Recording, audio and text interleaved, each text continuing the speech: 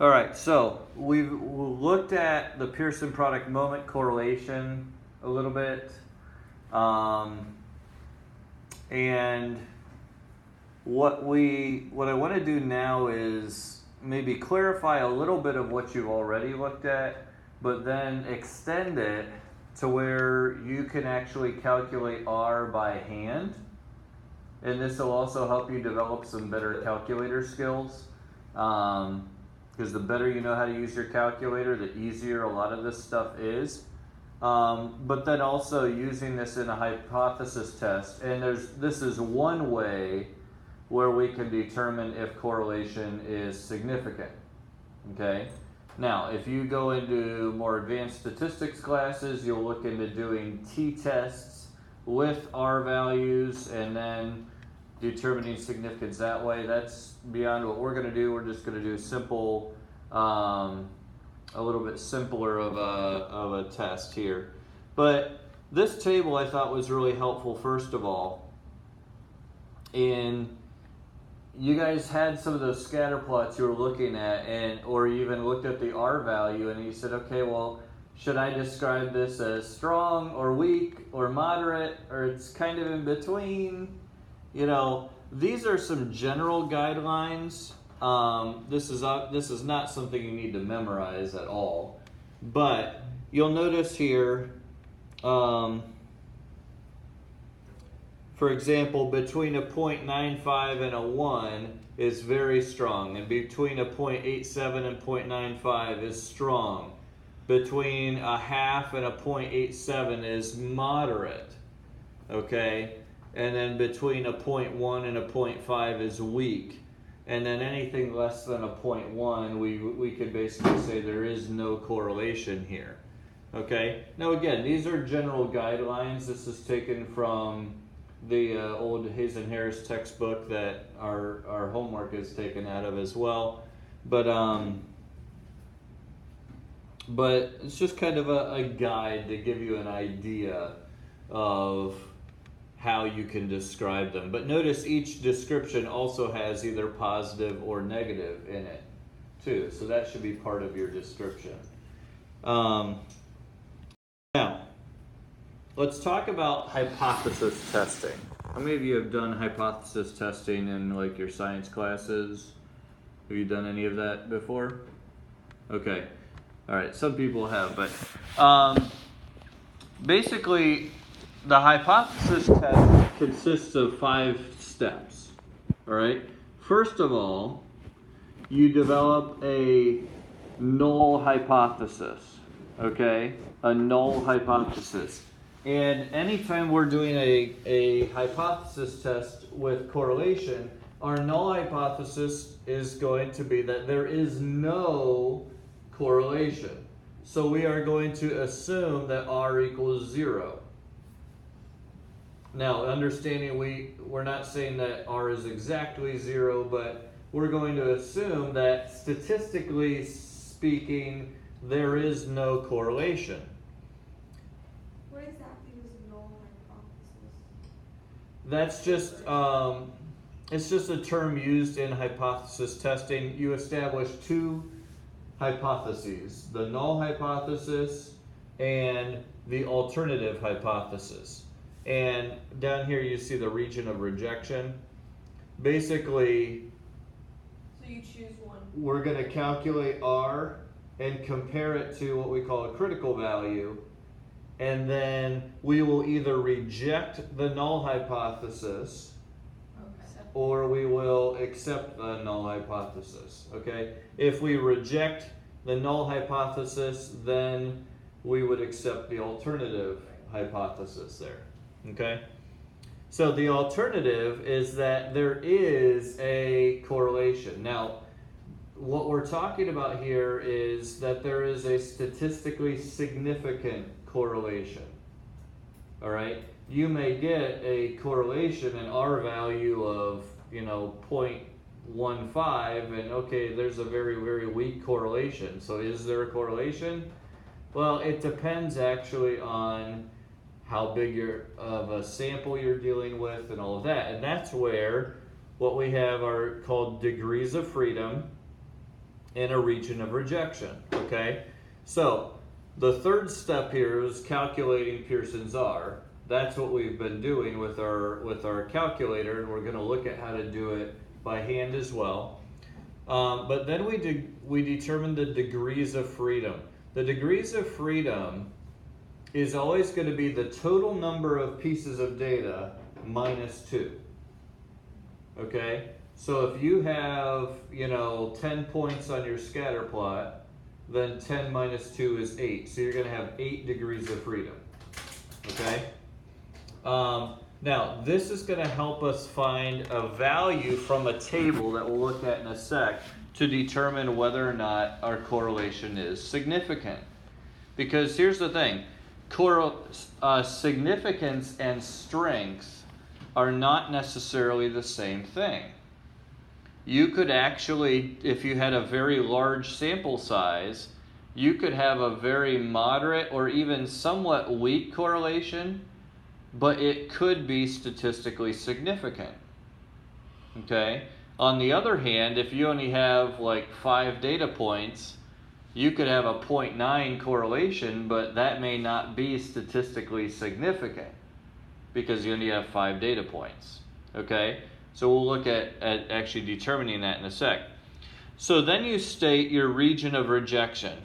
And this is what you're going to get from a table, and this is a table that I would give you, and I have given you here in the notes. It's the value in the table that tells us the minimum value needed to reject the null hypothesis. Okay? Now, what that means is that if we are rejecting the null hypothesis here, then we are naturally going to accept the alternative, that there must be a significant correlation. Okay? Now, for our class, we're going to use a 95% confidence interval. In other words, we are going to be 95% certain that the correlation that we see is not just due to some kind of weird data, outliers or whatever. Yeah. Okay. So here's the table that I'm talking about. And you can see here, this table has a column with 0.1, 0.05, and 0.02. This 0.1 means that we would be 90% sure that our data would be, or that our correlation is not due to any kind of goofy data. All right? The 0.05 is we're 95% sure, and the 0.02 is we're 98% sure that our correlation is not due to chance. Now, depending on what you're studying, you may not care if it's that confident, so the 0.9 might be sufficient. If it's just something out of curiosity, 90% sure would probably be okay. If you're doing medical testing and people's lives are on the line, then even 95% probably isn't good enough, okay? You'd probably even go beyond, get a more precise table to where it's like a 0.01 or 0.001. You'll be 99.9% sure. So notice though, in order for it to be significant, the more confident we are, the higher that value has to be. Okay? Like right here with 10 degrees of freedom. To be 90% sure that you have a significant correlation, the R value you got would have to be greater than 0.497. To be 95% sure, however, you would have to have an R value that's greater than 0.576. And to be 98% sure, you'd have to have an R value that's greater than 0.658. Okay? So, the more sure you want to be, the higher your R value has to be in that case, okay? But notice here, this is your degrees of freedom, and then you have different values. I added a little bit to this column so we could do some samples that were a little bit bigger if we wanted to. You may run into a case if you were to do this on your IA where if you had like 85 or 87 pieces of data, you may not be able to find a table that has 87 exactly. So you could always go to the next lower one, you know, go down, maybe it just goes by fives at that point in the table. So if you have 87 pieces of data, you could use the 85, and then you would be even a little bit more than 95% confident, you know. But that's how you could handle that. All right. So let's actually look at calculating R and then doing a hypothesis test. Okay. So here's the formula. You have a bunch of sigma notation here, okay? R is the sum of each of the scores multiplied together times the number of scores. So this XY, you're multiplying all the scores together. And then you're going to subtract the sum of all the x's times the sum of all the y's. Okay? And then over, that whole thing is going to be over the square root of, and then you have n times the sum of all the x's squared, minus the sum of the x's squared. And then that's times, notice this is all still in the radical, times n times the sum of the y squares minus the sum of the y's squared. So parentheses are important here. Paying attention to your order of operations is important. But it actually is not that hard once you get the hang of it. Okay? So let's look at our data here. Okay? And we have 8 pieces of data. And what do you want this data to represent? What do you want to find a correlation between?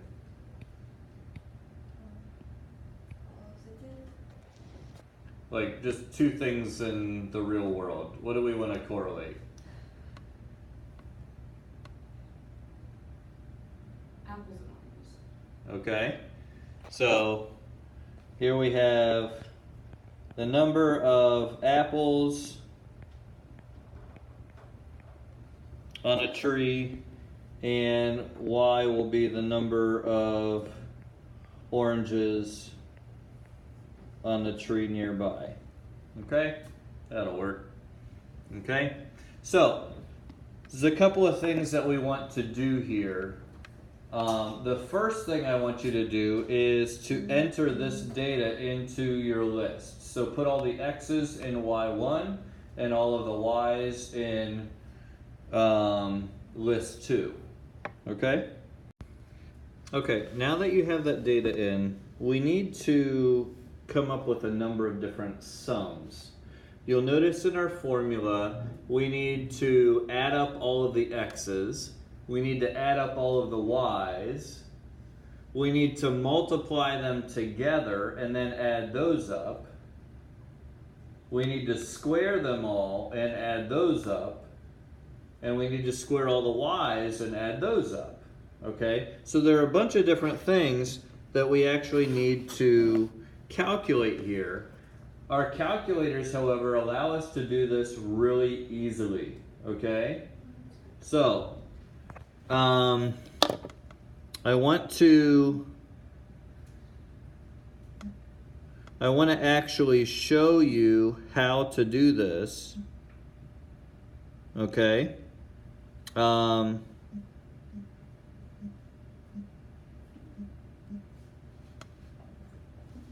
right, so I'm going to bring up a little video here so it can actually show it on the video too. Okay, so we have all of our information here first. And you can see here that I have all of the x's in list 1 and all of the y's in list 2. All right, now check this out. List 3, I'm actually going to come up here to the top. Okay?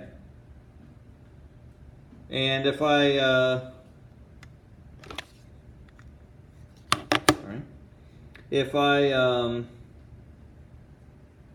scroll up to the top, you can see down here it says L3 equals, and that has a bunch of numbers in it.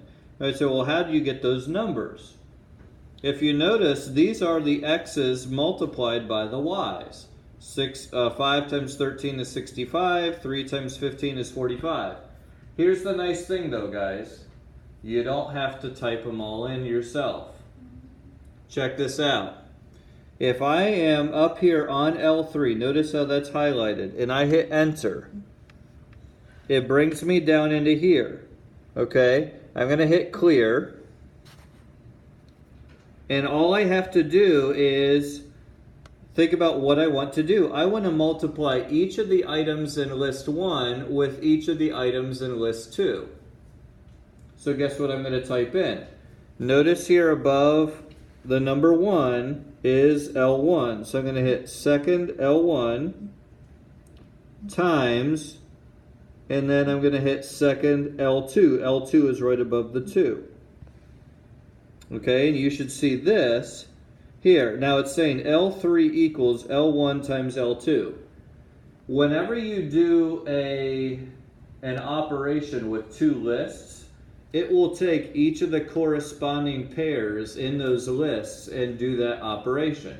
If I did L1 plus L2, it would add 5 and 13, 3 and 15, 6 and 17, 7, and so on. But now I hit enter, and notice it fills list 3 with those products. Okay?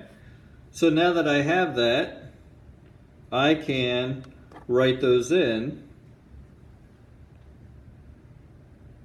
Okay. Let me get some purple here.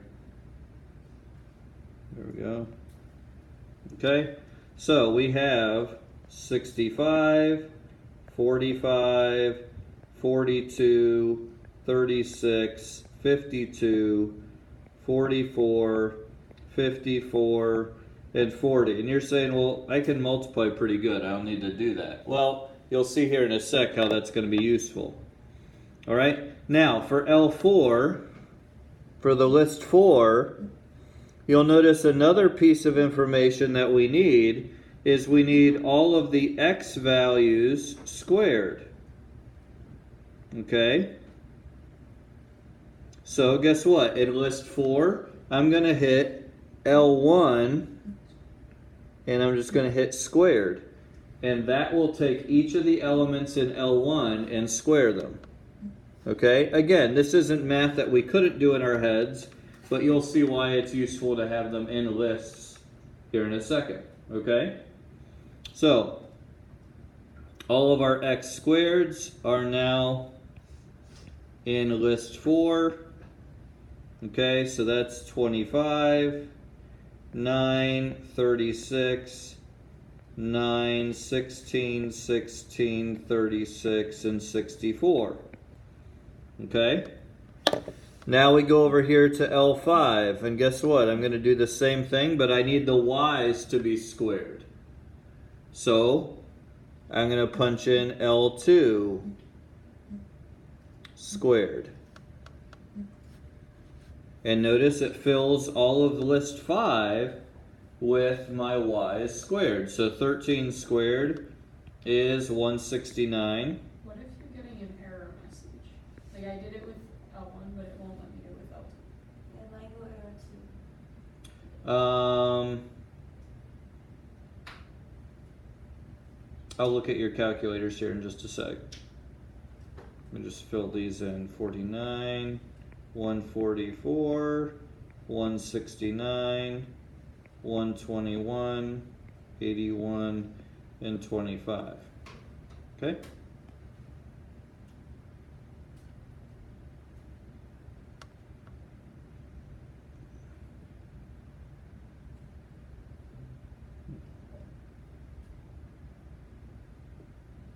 Okay, so let's pause that. Set this aside here. Put those back.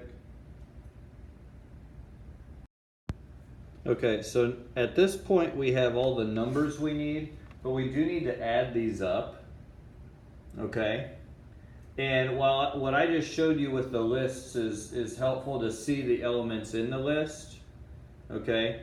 But another thing that you can use then is the two variable statistics. Okay? Now we're not going to use every part of this, but this actually will give us the different sums that we need. Now we want to add up the x's, okay? And I want to show you two different ways that we could do this.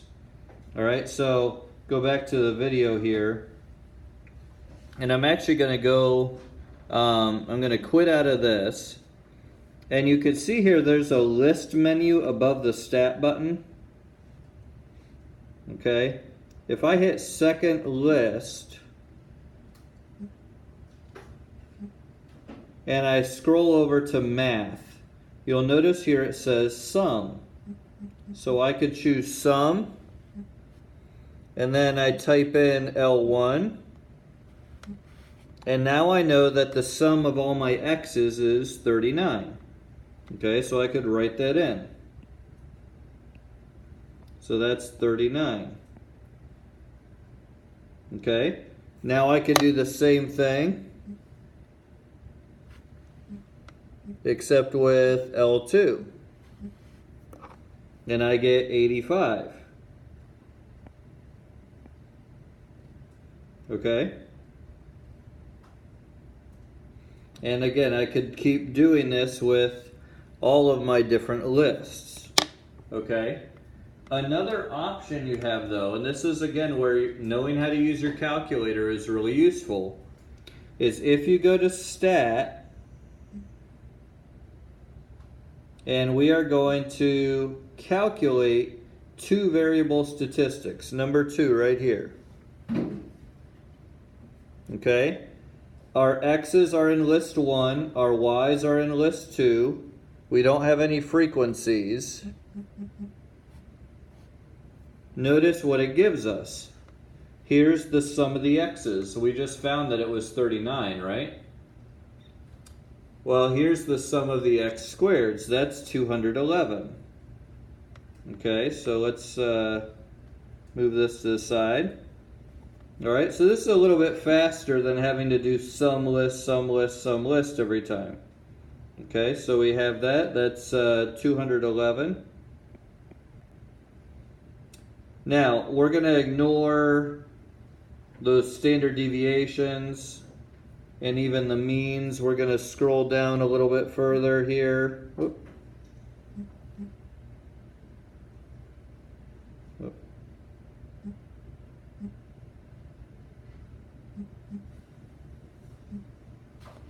Hit the wrong button. Okay, let's scroll down here. And we can see the rest of what we need down here. The sum of all of the y's was 85. We already found that. The sum of the y squareds is 983. And notice they even give us the sum of the x's times the y's is 378. Okay? So we're using the calculator to do all the addition for us here. Okay, again, you could just use, you can use going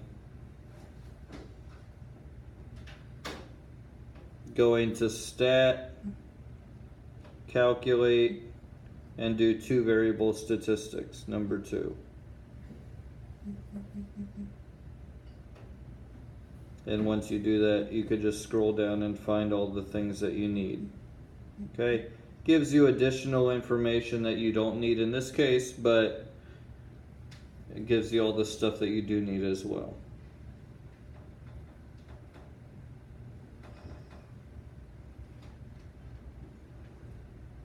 Okay, so what do we do with all this information now? Okay? Now we just have to plug it into the formula. All right, whoops. You know what, let me just hit undo. There we go.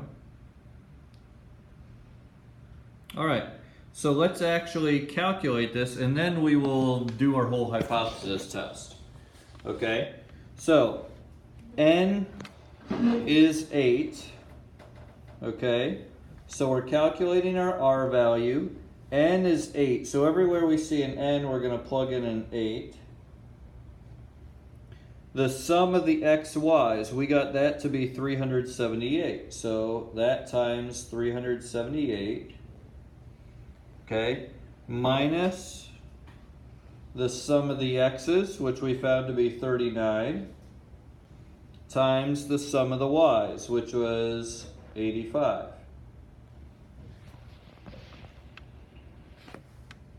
This is all over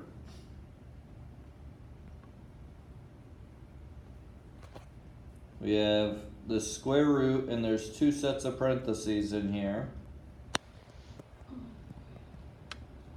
We have again n, 8, times the sum of the x squares. The sum of the x squares is 211. But then we're subtracting the sum of the x's, which is 39, squared.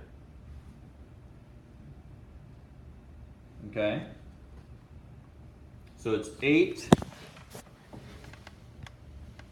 8 times 211 minus 39 squared. Now we have to do the same thing with the y's in the second set of parentheses here. It's 8 times the sum of the y squares is 983 minus the sum of the y's, 85, squared. Okay? Now it's just a matter of carefully typing it into your calculator.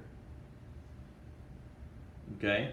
This is what your calculator is doing when you hit linear regression, and it spits out the R value. That's so much nicer. Okay? That is so much nicer. Alright? This helps us appreciate a little bit how powerful this tool is that we have in our hands. So on the test, you're gonna want us to do it both ways, most likely? Yes, on the test I will give you the formula, so you don't need to worry about the formula. But you'll at least need to be able to know how to use the formula. And basically it's more, I want you to make sure you know how to use your calculators efficiently and stuff. So this is a good exercise for that. Not on this, no, but I will post this video here. Okay. Okay? So you can look at it again. On your website? Mm-hmm. Okay. Yeah. All right, so at this point, it's just some calculator work. Let's do that. And the numerator is a negative 291. This is all over the square root of product of these two numbers. So that's 167 times 8 times 983 minus 85 squared, 639. So we multiply that by the 167 and we square root it. And you have here a negative 291 over 326.669 and so on. All right. So now we do that division. Negative 291 divided by that answer. And we get R equal to a negative 0.8908. So 891. Okay? And that's what we're looking for.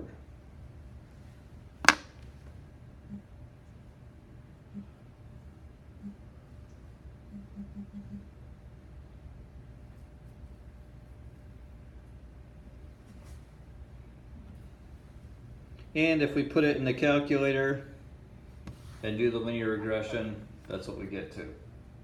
Okay? So actually, now that we've calculated R, let's do our hypothesis test. Okay? Our hypothesis test. So let's move this out of the way a little bit. Okay? So our null hypothesis, first of all, the null hypothesis, we're going to assume what? It has no relation. All right, we're going to assume there is no correlation. All right. Now, anytime we have a situation, we should put that statement in terms of this, in terms of the situation. So, for example, here we are talking about numbers of apples on one tree, the number of oranges on a neighboring tree. Okay, so we are going to suppose there is no correlation, and we understand here we're talking about a statistically significant correlation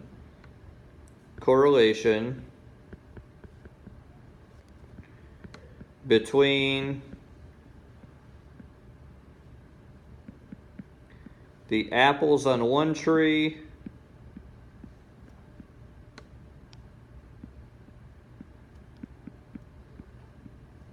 and the oranges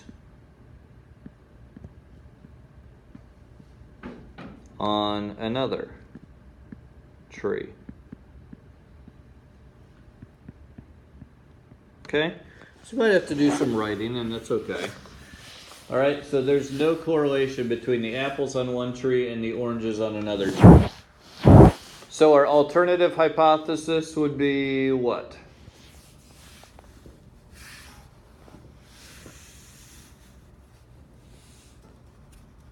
What's the alternative to that?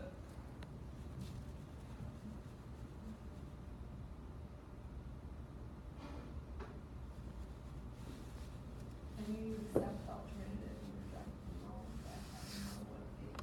Well, if our R value is high enough, we will reject the null and accept the alternative. But what is the alternative to this? That there is a correlation. There is a correlation, okay?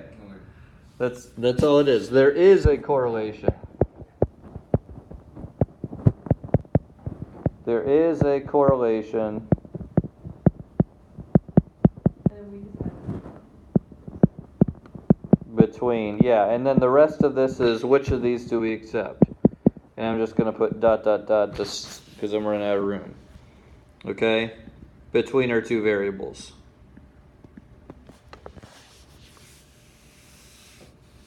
Okay? So, how do we determine degrees of freedom? What did we say before?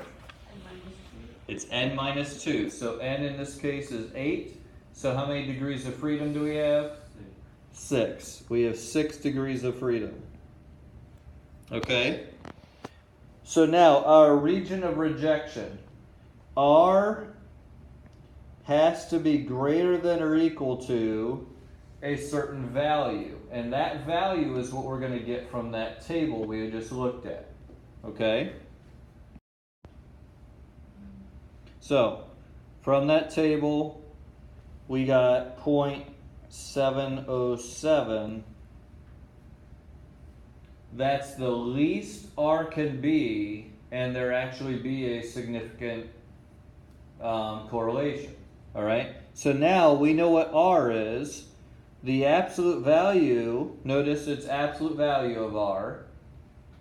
The absolute value of a negative 0.891 is greater than 0.707. Okay? So what's the conclusion that we need to make? We reject the null hypothesis. Yes. Our R value fell in that region of rejection. The region of rejection is anything bigger than 0.707. So, since R is greater than that, we reject reject. Will we have that table so we can? Yes, Okay. I would give you that table. H so not, and accept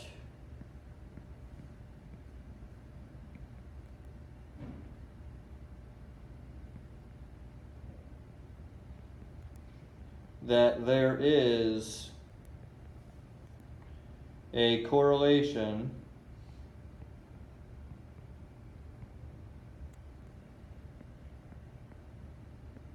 between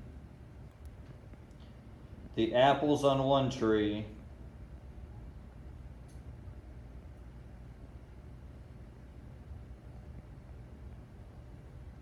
and the oranges on the other.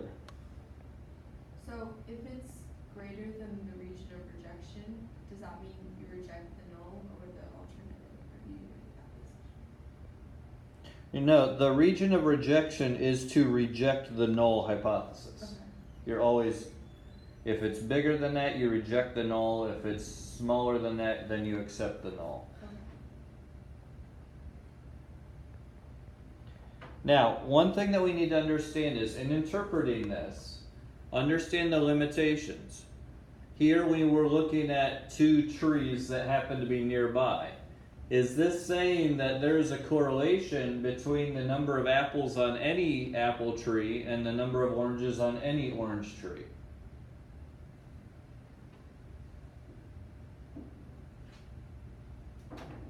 Is that what this is saying? You pick any two trees, apple and orange, and there's going to be a correlation between the...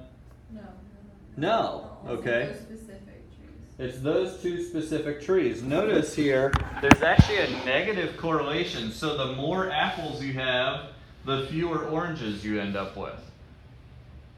Now, if these are nearby, maybe there's a reason for that. Maybe the bees pollinate, if the bees all pollinate the apple tree, they don't pollinate the orange one as much, and you don't get as many oranges. Or maybe if they pollinate the orange tree a lot more, they don't bother with the apple tree, so you get fewer apples. Okay? Maybe that's a reason, but you're looking at a correlation here with just these two trees. Okay? Does that make sense? Yes. Okay. So that's how you can calculate this by hand. That's how we can do a hypothesis test. It's a useful test to be able to run. You do need that critical value table, which I've given you here in the notes. If you do the practice that goes along with this, you can refer back to this table in the notes here to help you out. We can do tests on any things that we want to do. All right. Here, for example, my first year teaching SL, I had some students who decided that they were going to try to do this like an online course and had way too many absences. And that didn't work out too well. I had a couple with, 51 absences or 54 absences, because getting their IB art portfolios that they had procrastinated on was evidently more important. And then they ended up tanking on a bunch of other stuff, so that didn't work out too well for them. But we could do a correlation between absences and the exam scores. Now, here's something that's important. And as you look, we're not going to go through the whole thing here just because of time. But as you look at data, it's important that you're using the proper types of data. Okay? It would not be appropriate to find a correlation between absences and an IB score. And the reason is this. The IB grade, the 1 through 7, is not an interval, what we call an interval or even a ratio score. For example, I might have one person who got a 4 and one person who got a 5, and then another person who got a 5. Okay? However, the distance in their actual performance between the person who got a 4 and the person who got a 5 might have been very close with the one pair of people, but with the other one, the guy who got a 5 may have done much, much better. Okay? For example, the 4 might have been, it doesn't matter where the 4 was, but the 1 5 might have been right on the borderline, almost getting a 4, really low. But the other person might have gotten almost a 6. They both ended up with a 5, though. So it's not appropriate to use correlation tests with those types of things. That's actually a different test called we could use a Spearman rank test for things that are rankings as opposed to, or ratings as opposed to actual scores. So what we would want to do if we were going to do a correlation here, we would do a correlation between the number of absences and the exam score. Okay? So if a variable has like a limited range, then you can use it for a correlation test? It's not that it's a limited range, it's that you don't have an even distance between the values. Like the difference between, a person who got a 1 and a person who got a 2 may not be the same as the distance between someone who got a 4 and someone who got a 5. Okay. Or even the distance between the 4s and the 5s may not all be the same distances. Okay? Because we took all this range of scores and we gave all of them a 4. Okay? Now, for this, the independent variable would be which one? The absences, okay? So that's going to be our independent or our x's, and then the dependent variable would be the exam score, okay? So then you could do that whole hypothesis test on that. All right?